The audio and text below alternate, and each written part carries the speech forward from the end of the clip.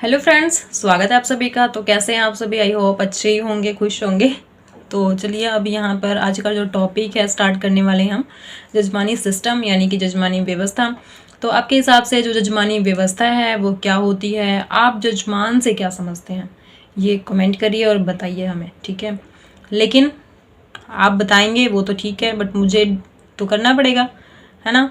तो चलिए स्टार्ट करते हैं। सबसे पहले हम जजमानी सिस्टम जो है उसके इंट्रोडक्शन के बारे में जान लेंगे। अगर आप कोई भी आंसर लिख रहे हैं, ठीक है, आपको कोई भी टॉपिक दे दिया गया है पेपर में या फिर आ गया है जजमानी सिस्टम, कॉन्फ्लिक्ट या फिर कुछ भी कह सकते हैं हम, समाजशास्त्र या फिर समुदाय समिति या फिर कुछ भी हो सकता है, ठीक है। तो किसी भी टॉपिक पे आपका जो आंसर है, ठीक है, वो कैसा होना चाहिए। तो सबसे पहले अगर आपको नॉर्मल टॉपिक दिया गया है या फिर आपको बता दिया गया है कि हाँ सिर्फ मीनिंग डेफिनेशन ये लिखिए, तो आप सिर्फ वही लिखेंगे। बट आपको टॉपिक दे दिया गया है तो सबसे पहले आप इंट्रोडक्शन दीजिए, वो आपके लिए बहुत अच्छा होगा, ठीक है। और इसका इंप्रेशन भी बहुत अच्छा पड़ता है टीचर पे। तो अब देखिए यहाँ पर सबसे पहले हम इंट्रोडक्शन देख लेते हैं, ठीक है। तो जजमानी व्यवस्था जो है ग्रामीण भारत में जाति व्यवस्था के अंतर्गत प्रत्येक जाति के सदस्यों के लिए कार्य निर्धारित होते हैं। कोई भी व्यक्ति हर तरह के कार्य को नहीं कर सकता, उसका अपना एक निश्चित पेशा होता है। एक सामाजिक प्राणी के रूप में प्रत्येक की अनेक आवश्यकताएं होती हैं, जिन्हें पूरा करने के लिए एक दूसरे के सहयोग की आवश्यकता पड़ती है, ठीक है। यानी कि यहाँ पर क्या कहने की कोशिश की जा रही है कि जो ग्रामीण व्यवस्था है या फिर कुछ भी है जहाँ पे हम रह रहे हैं, ठीक है, तो क्या होता है कि जाति व्यवस्था के अंतर्गत जो है अनेक जाति होती है, उनके अनेक सदस्य होते हैं और सभी जो जातियां होती हैं उनके जो कार्य हैं वो बटे हुए हैं, ठीक है। ये पहले के टाइम की बात की जा रही है, अभी नहीं है। अभी के टाइम में तो सब लोग कोई भी कार्य कर रहा है, ठीक है। किसी भी जाति के हैं वो अपने हिसाब से, अपने एजुकेशन के हिसाब से, अपने कंफर्ट के हिसाब से उस कार्य को कर रहे हैं। लेकिन उस टाइम में क्या होता था कि कोई भी जो कार्य है वो बटा हुआ था, ठीक है। यानी कि जैसे कुम्हार है तो क्या करता है, वो मिट्टी के काम करता है ना, मिट्टी के घड़े बनाता है, दिए बनाता है, ये सब करता है, ठीक है। बढ़ई है तो वो लकड़ी करता है, लुहार है तो वो लोहे का करता था, धोबी है तो वो कपड़े धोता था। तो इस टाइप से होता था। तो यहाँ पर भी क्या है, सबके कार्य जो है उनके हिसाब से बटे हुए थे। तो अपनी अपनी आवश्यकताओं के अनुसार क्या होता था, ये जो लोग थे अपनी अपनी आवश्यकताओं के अनुसार एक दूसरे को अपने कार्य का आदान प्रदान करते थे, यानी कि एक दूसरे का कार्य कर देते थे। और वहीं पर जो ज़्यादा जैसे कि कुछ लोग होते थे, जैसे कि राजा हो गए, महाराजा हो गए, तो उनके लिए अगर वो कोई कार्य करता था तो वो तो जजमान हुआ ही करते थे। लेकिन जब कोई व्यक्ति जो है अपनी आवश्यकताओं को पूरा करने के लिए किसी दूसरों से सेवा लेता है ना, यानी कि आप अपने किसी भी कार्य के लिए किसी व्यक्ति से अपनी सेवा कराते हैं या फिर कोई सेवा लेते हैं, तो ठीक है, सेवा प्राप्त करने के फलस्वरूप सेवा देने वाले और सेवा लेने वालों में आपस में जो घनिष्ठ संबंध होता है, यानी कि जो व्यक्ति सेवा दे रहा है और जो व्यक्ति सेवा ले रहा है, उन दोनों के बीच जो रिलेशन होता है उसको जो है हम जजमानी प्रथा के नाम से जानते हैं या फिर जजमानी व्यवस्था उसे कहते हैं, ठीक है। इंट्रोडक्शन आपको समझ में आई इतनी बात, तो आगे बढ़ते हैं। आगे देखिए, अब आ गया यहाँ पर मीनिंग यानी कि अर्थ। तो जजमानी शब्द जो है आप इसको अर्थ में या फिर ऐसे भी कह सकते हैं, नॉर्मल बता दीजिए या फिर उसको आप डिफाइन कर दीजिए ऐसे से कि जो जजमानी शब्द है या फिर जजमान जो है वो कहाँ से निकला है, कैसे आया है, ठीक है। तो जजमानी शब्द जो है वो संस्कृत के यजमान से लिया गया है। यजमान का अर्थ यज्ञ करने वालों से है, ठीक है। तो सेवा प्रदान करने और ग्रहण करने के आधार पर जो संबंध व्यवस्था विभिन्न जाति के सदस्यों में पनपती है और पुश्तैनी तौर पर पीढ़ी दर पीढ़ी काम करती रहती है, उसे जजमानी प्रथा कहते हैं। यानी कि ये जो कार्य होता है वो पीढ़ी दर पीढ़ी चलता आ रहा था, लेकिन आज के टाइम में जो है वो चीजें चेंज होती जा रही हैं, है ना, और चेंज हो चुकी हैं। अब बात करते हैं डेफिनेशन की। तो यहाँ पर सिर्फ मैंने 2 डेफिनेशन ली है, आप अपने अकॉर्डिंग जो आपको इजी लगती है वो डेफिनेशन ले सकते हैं। तो ऑस्कर लेविस जो है वो क्या कहते हैं, इस व्यवस्था के अंतर्गत एक गांव के प्रत्येक जाति समूह से यह आशा की जाती है कि वह दूसरे जातियों के प्रत्येक परिवार को कुछ निश्चित सेवाएं प्रदान करें, ठीक है। वहीं पर जो रेड्डी हैं वो क्या कहते हैं उनके शब्दों में, वे सेवा संबंध जो पुश्तैनी तौर पर शामिल होते हैं जजमान परिजन संबंध कहलाते हैं। ठीक है, तो जो डेफिनेशन है, डेफिनेशन को हम चेंज नहीं कर सकते, डेफिनेशन जैसी है आपको वैसे ही याद करनी पड़ेगी। अब नेक्स्ट है जजमानी व्यवस्था की विशेषताएं। तो यहाँ पर अगर जजमानी व्यवस्था की हम बात करें, ठीक है, तो उदग्र संबंध से आप क्या समझते हैं? उदग्र यानी कि जजमान प्रथा जो है, ठीक है, जजमानी प्रथा जो है उसमें जजमान और प्रजा के बीच यानी कि सेवा प्रदान करने वाले और सेवा लेने वाले के बीच जो संबंध पाया जाता है उसे उदग्र संबंध कहते हैं। लेकिन यहीं पर आप एक और, जैसे कि क्षैतिज संबंध किसे कहते हैं ये भी जान लीजिए। तो क्षैतिज संबंध जो है वो जो है एक ही जाति के विभिन्न व्यक्तियों में पाया जाता है, यानी कि जो क्षैतिज संबंध है वो एक जाति से संबंधित है। ठीक है, और वहीं पर अगर हम उदग्र संबंध की बात करें तो वहां पर क्या होता है, ऊंच और नीच जातियों में आपस में जो संबंध पाया जाता है, ठीक है, परस्पर रूप से, उसे जो है हम उदग्र संबंध कहते हैं। नेक्स्ट है यहाँ पर वंश परंपरा व्यवस्था। तो जो जजमानी प्रथा है, तो यहाँ पर जो है वंश परंपरा से आप समझ गए होंगे कि जो चीजें जो है पीढ़ी दर पीढ़ी चली आ रही हैं। जैसे कि कुछ टाइम पहले अगर कोई व्यक्ति है वो किसी के घर धोबी का कार्य करता था या फिर नाई का कार्य करता था, उनके बाल काटता था, तो जो आज उसका पुत्र है या फिर उसके जो भी वंश है आगे भी वही कार्य करते हैं और साथ में उसको जो है पीढ़ी दर पीढ़ी बढ़ाते रहते हैं। नेक्स्ट है बहुत कुछ स्थायी संबंध। तो यहाँ पर क्या होता है, स्थायी से क्या अर्थ है कि जो व्यक्ति है, ठीक है, जजमान है और प्रजा है, उनके बीच जो संबंध होते हैं वो स्थायी पाए जाते हैं, क्योंकि जो जजमान है वो नहीं चाहता कि उसकी जो प्रजा है उससे अलग हो, ठीक है, और जो प्रजा है वो ये भी नहीं चाहती कि उसके जजमान अलग है, क्योंकि जो दोनों की आवश्यकताएं हैं एक दूसरे से जुड़ी हुई हैं। अगर जो प्रजा है वो अपने जजमान को छोड़ देती है तो क्या होगा, उसकी जो भी आर्थिक स्थिति है या फिर जो भी कंडीशन है, उसकी जीविका का जो साधन है वो उसे छूट जाएगा, यानी कि वो उसे तंग हो जाएगा और कहाँ से वो अपनी आजीविका चलाएगा और कैसे क्या कार्य करेगा। वहीं पर जो जजमान है उसकी क्या होंगी कि आवश्यकताएं पूरी नहीं होंगी, टाइम पे बाल नहीं कटेंगे, ठीक है, टाइम पे उसके कपड़े नहीं धुलेंगे, तो ये सारी जो चीजें हैं वो अव्यवस्थित हो जाएंगी। नेक्स्ट है जाति पर आधारित व्यवस्था। तो यहाँ पर जाति पर आधारित व्यवस्था क्या है,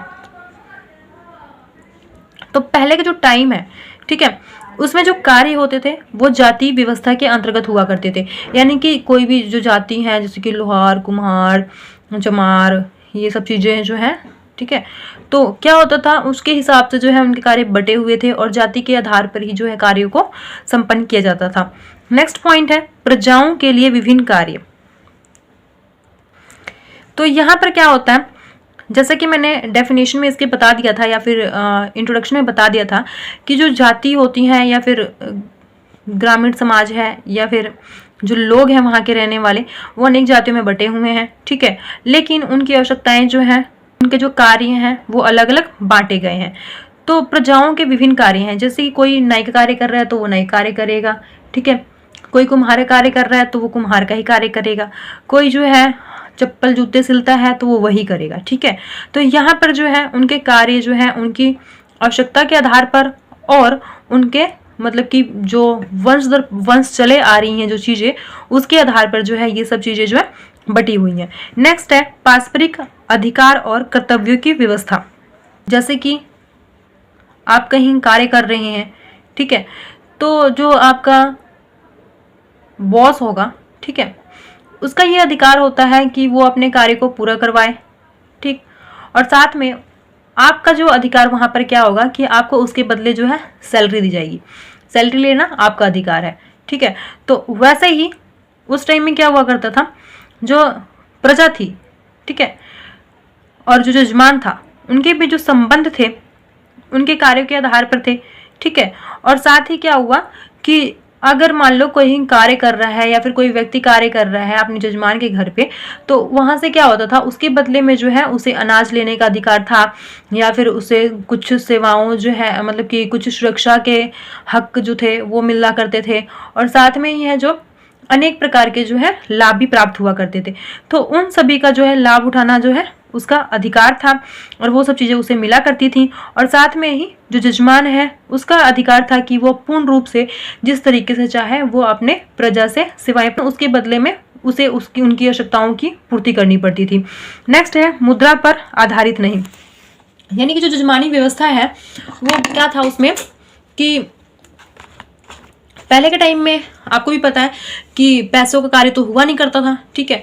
तो जो भी कार्य थे वो आदान प्रदान के हिसाब से किया करती थी, यानी कि सेवा के बदले सेवा। अगर कोई मान लो कि अच्छा व्यक्ति था, उसके पास मतलब धन दौलत अच्छा है, तो वो क्या करता था, उनके बदले में जो है उनके जो प्रजा होती थी उनके पास अपनी आजीविका चलाने के लिए साधन नहीं हुआ करते थे, तो वो अपने काम के बदले जो है मुद्रा ना लेकर अनाज लेती थी, कपड़े लेती थी, ये सब चीजें जो है लिया करती थी। वहीं पर जो है परितोष की एक परंपरा व्यवस्था, यानी कि जो यहाँ पर जजमानी व्यवस्था है, यहाँ पर क्या हुआ करता था कि परितोषण, यानी कि जैसे कि मुद्रा वाला मैंने पॉइंट बताया कि उनको देने की जो मुद्रा है उनकी आवश्यकता नहीं थी, वो क्या करते थे उसके बदले में जो है अपनी सेवाओं के बदले में उन्हें परितोषण दिया करते थे, ठीक है। तो क्या होता था कि उस टाइम बॉस और एम्प्लॉय जो है ऐसा संबंध नहीं था। ऐसा होता है ना आज के टाइम में कि हाँ बॉस बॉस है, एम्प्लॉय एम्प्लॉय है, वो काम करके देगा, बॉस आपसे काम लेगा। लेकिन उस टाइम में क्या होता था, ये जो लोग थे एक दूसरे को नज़दीक पाते थे, यानी कि एक दूसरे के सुख दुख में काम आना, ठीक है, एक दूसरे की हेल्प करना, तो ये सारी चीज़ें जो है इसमें पाई जाती थी। तो ये थी जजमानी व्यवस्था की विशेषताएं। अब नेक्स्ट बात करते हैं जजमानी व्यवस्था के क्या लाभ हो सकते हैं। जजमानी व्यवस्था के लाभ जो है यहाँ पर फर्स्ट पॉइंट देखिए आप, आर्थिक सुरक्षा। तो आर्थिक सुरक्षा जो है वो किस प्रकार से होगा, इसमें जो है प्रजा और जजमान दोनों को ही लाभ हुआ करता था। वो कैसे, जो प्रजा थी वो अपनी सेवाओं को प्रदान किया करती थी, और साथ में जो है जो जजमान था उसको क्या हुआ करता था कि अपनी जो है मुद्रा खर्च नहीं करनी पड़ती थी, उसकी आर्थिक सुरक्षा जो है वो बनी रहती थी, किसी भी प्रकार के खर्चे की आवश्यकता नहीं थी। वहाँ पे क्या होता था कि जो उनके कपड़े होते थे पुराने, जैसे जो भी हैं, ठीक है, तो अपने कपड़े हो गए और साथ में अनाज दिया करते थे, कपड़े दे दिया करते थे, खाने पीने की चीज़ें दिया करते थे।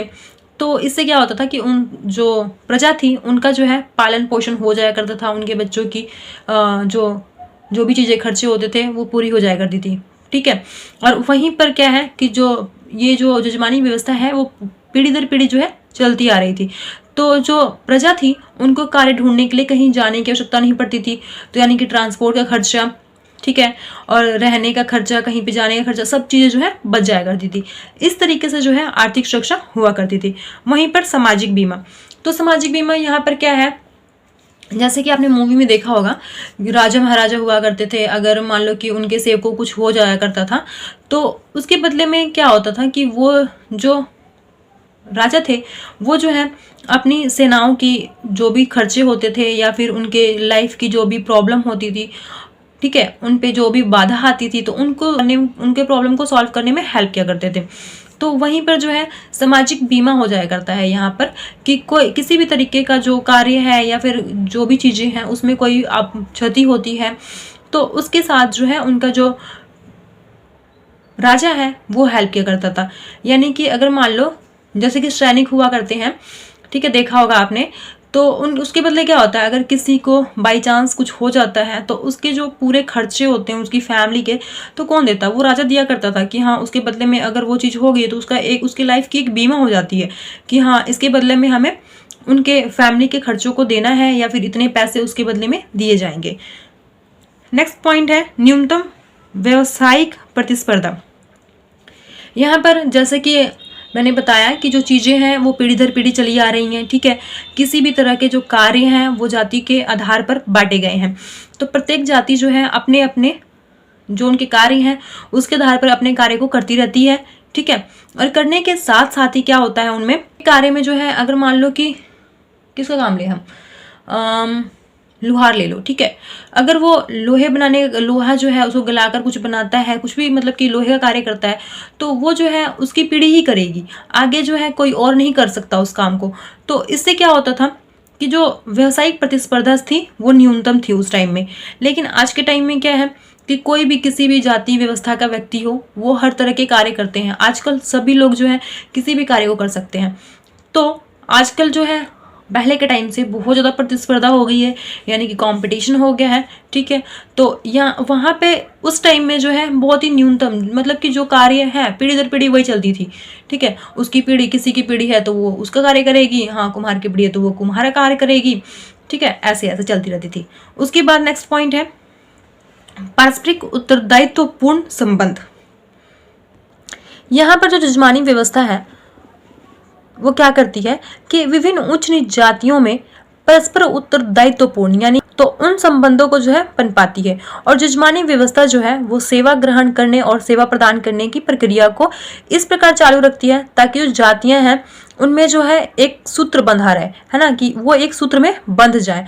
और और क्या होता है, उनमें से प्रत्येक को अपनी अपनी दैनिक और आर्थिक आवश्यकताओं की पूर्ति के लिए एक दूसरे से मतलब रिलेशन में रहना पड़ता है, यानी कि एक दूसरे पर निर्भर रहना पड़ता है। इससे क्या होता है कि सारे कार्य जो हैं सभी के आसानी से हो जाते हैं। नेक्स्ट है शांति और संतोष।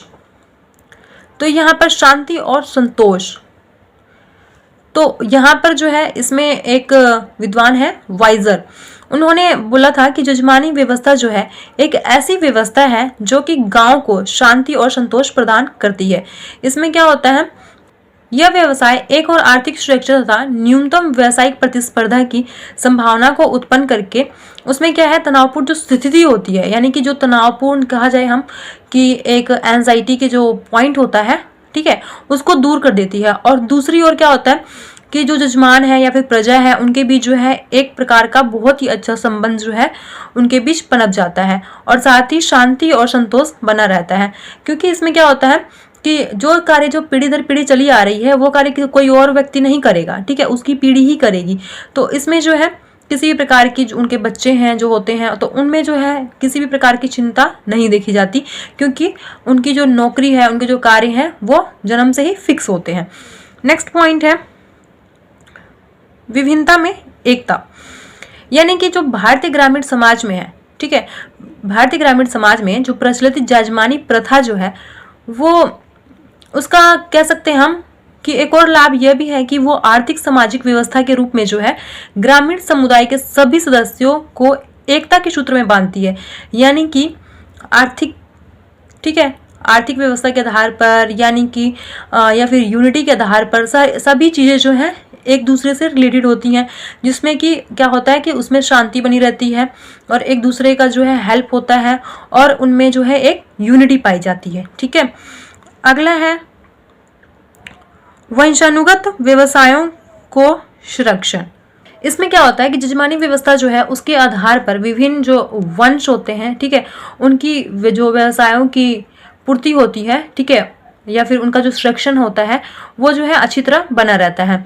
इसके अनुसार क्या होता है कि जो कार्य जो है किसी बच्चे के पिता करते हैं वही कार्य जो है आगे चलकर बच्चा भी करता है। ठीक है, उसी कार्य उसी पेशे में जो है आगे जाके अपनी जो भी मार्ग बनाना कहें या फिर उसको हम कह सकते हैं कि अपने लाइफ को सेफ करे वो, ठीक है, तो जो बच्चा है आगे जाके वही सेवाएं प्रदान करता है। नेक्स्ट है अनुशासन और प्रोत्साहन।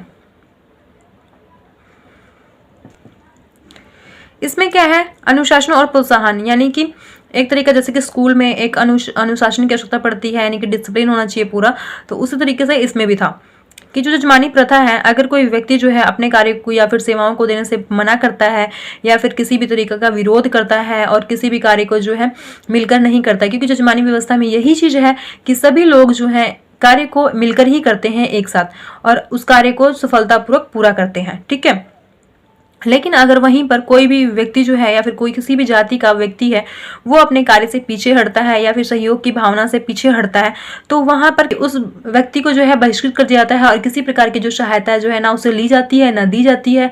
तो उसके साथ क्या होता है उसकी जो आजीविका का साधन भी छिन जाएगा, ठीक है, और किसी भी प्रकार के जो है वो कार्य को करने में सक्षम नहीं होगा, क्योंकि ये सब चीजें जो है पीढ़ी दर पीढ़ी चली आ रही हैं।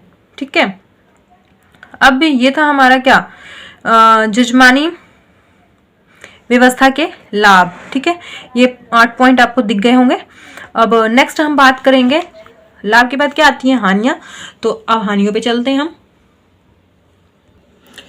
तो अब देखिए, अब यहाँ पर आ गई आपकी डिमेरिट्स ऑफ जजमानी सिस्टम। ठीक है, सबसे पहला हमारा लाभ में जो था वो आर्थिक है ना, आर्थिक संतुष्टि या फिर आर्थिक से संबंधित था। और वहीं पर जो है फर्स्ट पॉइंट यहाँ पे भी, हानि में भी आर्थिक शोषण। तो आर्थिक शोषण यहाँ पर किसका होगा? प्रजा का ही होगा, क्योंकि वही अपनी सेवाएं प्रदान करती है। तो आर्थिक शोषण से क्या अभिप्राय है यहाँ पर? जो प्रजा है, जो अपने कार्य का या फिर अपने कार्य करती है दूसरों के लिए, अपने कार्य के बदले अनाज प्राप्त करती थी, या फिर उसको वस्तु दे दिया जाता था, उसी में उसको बनाए रखा जाता था। उसके लिए किसी भी प्रकार के मुद्रा की या फिर किसी भी चीज को देने की आवश्यकता नहीं पड़ती थी। उससे उनका क्या होता था कि उस टाइम में जो है बंदे जागरूक नहीं थे, ठीक है। तो उससे जितना ज्यादा हो सके जो जजमान थे वो उनसे कार्य लिया करते थे, और उसके बदले में थोड़ा सा अनाज, थोड़े से उनके खाने पीने की चीजें और कपड़े दे दिया करते थे, बस इतना ही होता था। तो उससे क्या होता था, उनके पास ना तो कोई और कार्य करने का ऑप्शन था, किसी भी तरीके के विद्रोह करने में जो है असफल थे, तो वो अपने आप से कोई भी कार्य नहीं कर पाते थे। अगर मान लो आपके पास ही मनी नहीं होगी तो आप कहीं पर जाना आना, खाना पीना कुछ भी नहीं कर सकते, है ना। आपको जो आपको दे रहा है पैसे, उसी पर डिपेंड रहना पड़ेगा। तो सेम हालत जो है इसमें भी था कि आर्थिक शोषण उनका बहुत ज्यादा हुआ करता था।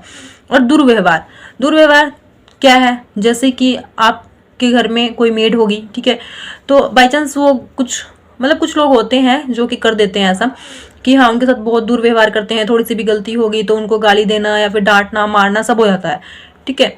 अब मैं किसी को यहाँ पे वो करके नहीं, पॉइंट करके नहीं बोल रही हूँ, बट एक बात की बात कह रही हूँ, ऐसा होता है, ठीक है।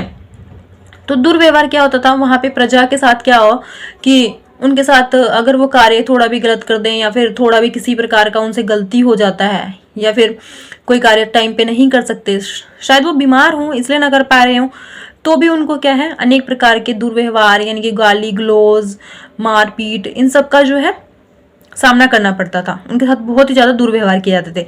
नेक्स्ट है कृषि श्रमिक की दास्ता की समस्या।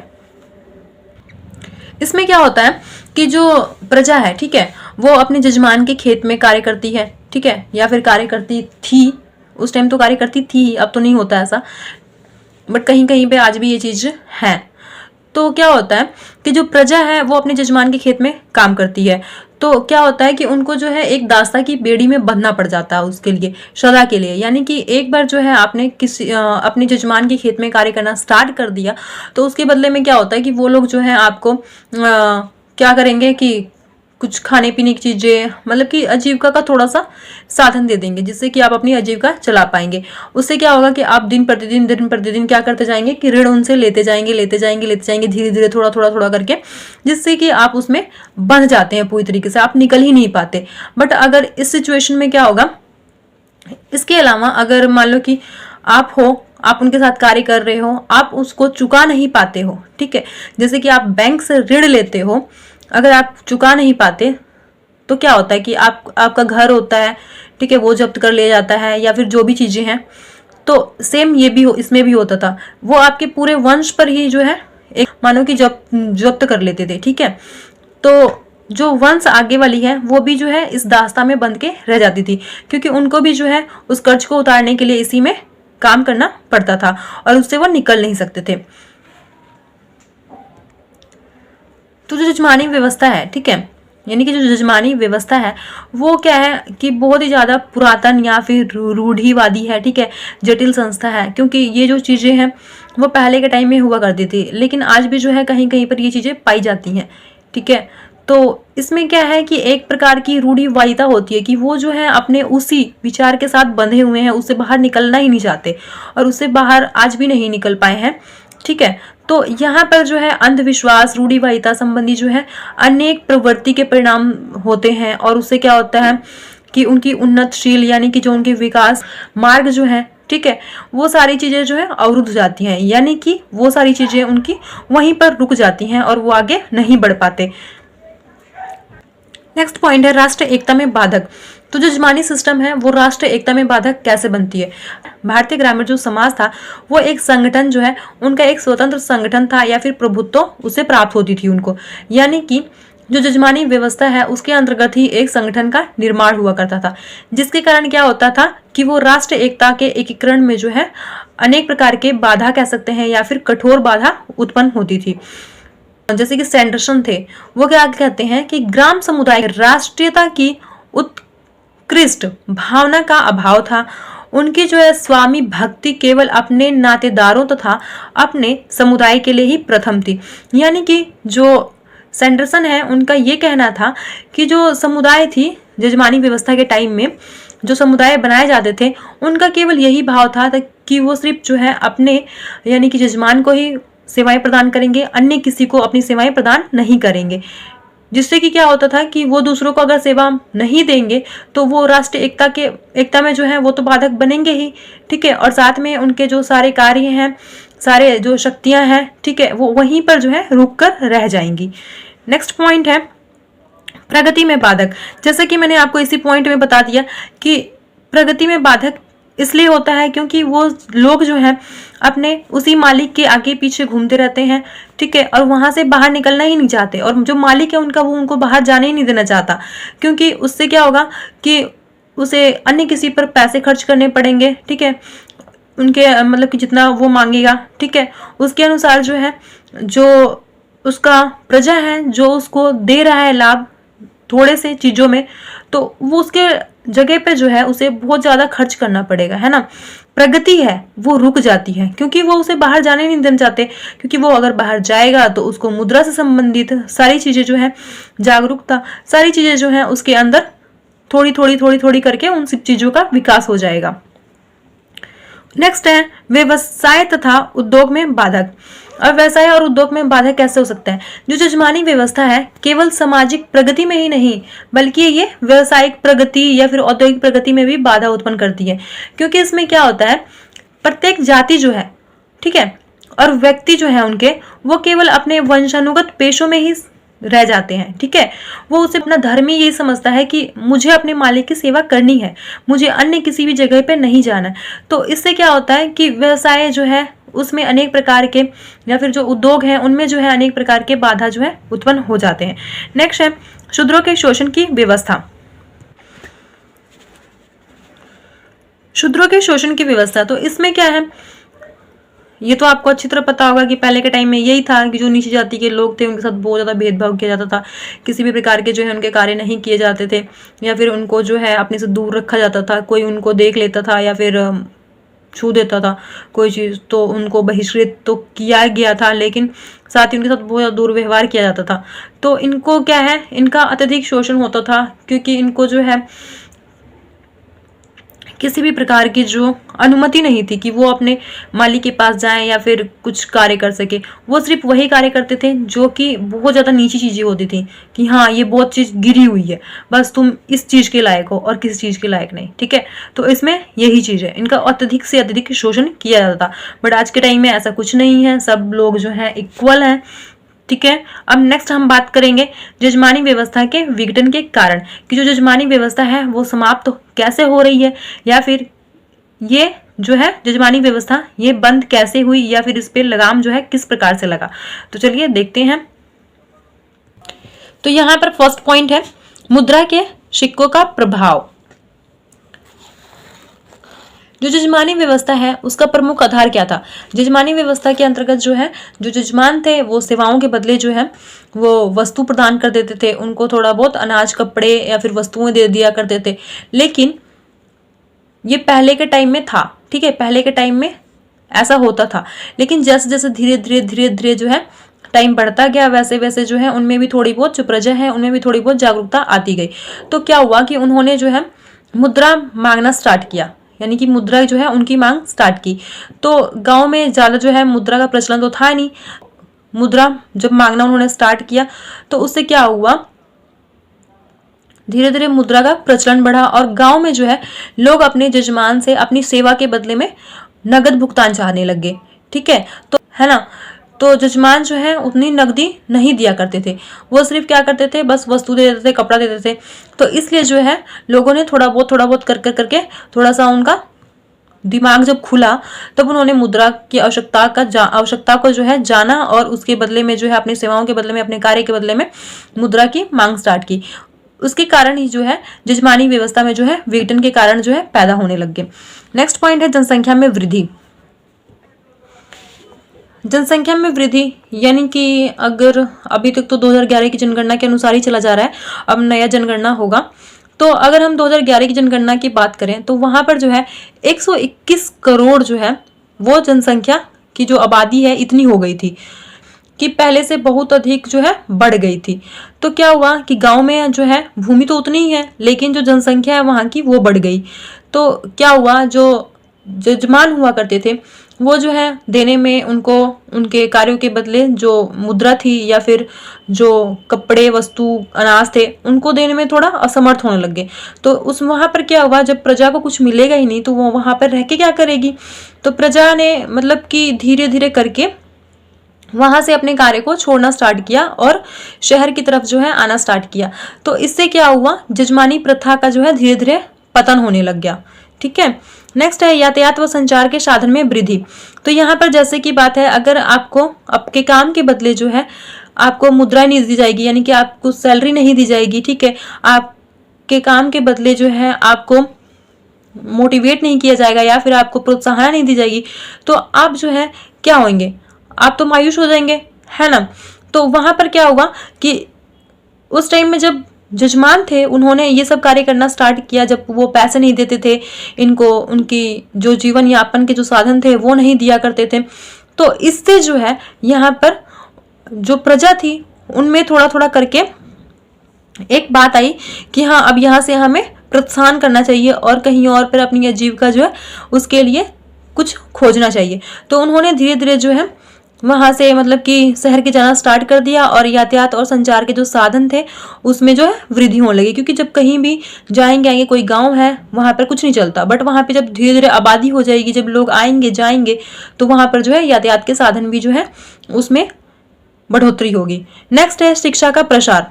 जब यहाँ पर व्यक्ति थोड़ा बहुत जागरूक हो गए तो वो क्यों चाहेंगे कि हाँ हमारे बच्चे भी हमारे जैसा ही कार्य करें, है ना। वो अपने बच्चे को अपने से बेहतर बनाना चाहेंगे, तो उसके लिए क्या जरूरी है, उसके लिए शिक्षा का होना अत्यधिक जरूरी है। तो शिक्षा जो है धीरे धीरे करके इसी कारण जो है ताकि जागरूकता फैले और मतलब कि वो कार्य जो कर रहे हैं उनको आगे चलकर जो उनकी पीढ़ी जो है वो कार्य ना करे, क्या कह सकते हैं, एक सूत्र में बंद कर ना रह जाए। इसलिए जो है शिक्षा का प्रसार धीरे धीरे बढ़ा और लोग जो है शिक्षित होने लग गए। नेक्स्ट है समानता की भावना।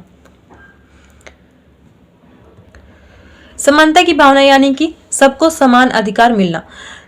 जब से हमारा भारत आजाद हुआ, जब है ना स्वतंत्रता के बाद क्या हुआ, संविधान जो है संविधान द्वारा उसमें सारी चीजें लिखी गई हैं, किसको क्या अधिकार है, किसको क्या नहीं अधिकार है, क्या मतलब कि किस चीज से क्या है। ठीक है, तो भारतवर्ष में जो है स्वतंत्रता के बाद संविधान द्वारा सभी को जो है समानता का अधिकार प्रदान किया गया, यानी कि सभी लोग एक समान है, कोई समान है, भी धर्म के हों, लिंग के हों, है ना। तो अब क्या हुआ यहाँ पर कि जो सेवक जातियां जो है, ठीक है, उनसे ज्यादा से ज्यादा जो है बेगार कहा जाए या फिर कार्य, है ना, उनसे ज्यादा कार्य नहीं लिया करते थे और उनका जो है शोषण कम से कम होने लग गया, है ना। तो आज भी जो है मतलब कि कई जगहों पे होता है कि बहुत ज्यादा शोषण हो रहा है, आज भी कई जगहों पर हो कि बंदे जागरूक हो गए हैं, तो नहीं होता ऐसा। ठीक है, तो आज जो है सभी लोग समान हैं और निम्न जाति को भी वे सभी अधिकार प्राप्त हैं जो कि उच्च जातियों के लोगों को प्राप्त है। ठीक है, नेक्स्ट पॉइंट है संस्कृतिकरण की प्रक्रिया। यहां पर जो है एक विद्वान जो है श्रीनिवास, वो क्या कहते हैं, उनकी एक अपनी पुस्तक है social change in modern India. ठीक है, तो उसमें उन्होंने ये स्पष्ट किया हुआ है कि जब निम्न हिंदू जाति, जनजाति या अन्य समूह अपने से उच्च जाति का व्यवहार जो है उच्च जाति के जैसा व्यवहार करते हैं, ठीक है, अपने रीति रिवाज, कर्मकांड और विचारधारा जो भी चीजें हैं उनकी, ठीक है, उनको बदलने लगता है और अपनी स्थिति को उच्च दिखाने की कोशिश करता है। ठीक है, या फिर इस प्रक्रिया को संस्कृतिकरण कहा जाता है। इसी के परिणाम स्वरूप क्या हुआ कि निम्न जो जातियां हैं, ठीक है, निम्न जातियों में घृणित व्यवसायों और बेगारी जो है उसको जो है बिल्कुल छोड़ दिया, क्योंकि वो सोचने लगे कि हाँ ये निम्न जाति के लोग करते हैं, ऐसा है तो इससे जो है इनके साथ दुर्व्यवहार होगा, ऐसा कुछ। ठीक है, तो इसी के कारण जो है जजमानी व्यवस्था का विघटन हुआ या फिर ये कह सकते हैं कि उसका पतन हुआ। नेक्स्ट है नवीन मूल्यों पर प्रभाव, यानी कि जो प्रजा है वो जो है अपने जजमान की सेवा ही अपना सब कुछ समझती थी, अपना धर्म, अपना कर्तव्य, यानी कि अपना जीवन पूरा जो है अपने जजमान के प्रति जो है व्यक्त करती थी। लेकिन अब जो है जो नवीन मूल्य प्रभाव है वो ऐसा नहीं है। तो वो जो है अपनी आवश्यकता, अपनी ज़रूरत उसके हिसाब से कार्य करते हैं, और कोई भी जो है अब अपने जजमान को, या फिर ऐसा कुछ नहीं है कि हाँ पीढ़ी दर पीढ़ी वही काम करते आ रहे हैं। वो अपनी आवश्यकताओं के अनुसार जो है अन्य अन्य क्षेत्रों में बटे हुए हैं और अपने आवश्यकता के अनुसार कार्य कर रहे हैं। और पहले की तरह जो है जजमानी व्यवस्था अब रही नहीं। और जजमानी व्यवस्था जो है उसमें जो जजमान की सेवा है और प्रजा से जो सेवा लेना था, ठीक है, वो भी अब ऐसा नहीं रहा, क्योंकि प्रजा जो है अपनी जजमान की सेवा उस प्रकार से अब करती ही नहीं है। ठीक है, तो ये सब चीज़ें जो है ये नवीन मूल्य का प्रभाव है, जिसके कारण क्या हुआ कि जो प्रजा है, ठीक है, वो जागरूक होती चली गई और जागरूक हो गई। ठीक है, जिससे कि जजमानी व्यवस्था जो है इसका विघटन हुआ, यानी कि इसका पतन हुआ, और जजमानी व्यवस्था को धीरे धीरे करके जो है समाप्ति की ओर लाया गया। तो ये था जजमानी व्यवस्था से संबंधित पूरा कहा जाए टॉपिक। ठीक है, तो आई होप आपको ये समझ में आया होगा। अगर आपको वीडियो पसंद आई है तो आप पूरे वीडियो को देखिए और बिल्कुल भी बीच में स्किप ना करिए। अब ज़्यादा कुछ ना कहते हुए बस चैनल को सब्सक्राइब कर दीजिए, लाइक कर दीजिए, शेयर कर दीजिए, और साथ ही मतलब कि अगर टॉपिक समझ में आता है आपको तो अपने दोस्तों के साथ शेयर करते रहिए। और अगला टॉपिक आप क्या चाहते हैं वो भी बताइए। Thank you.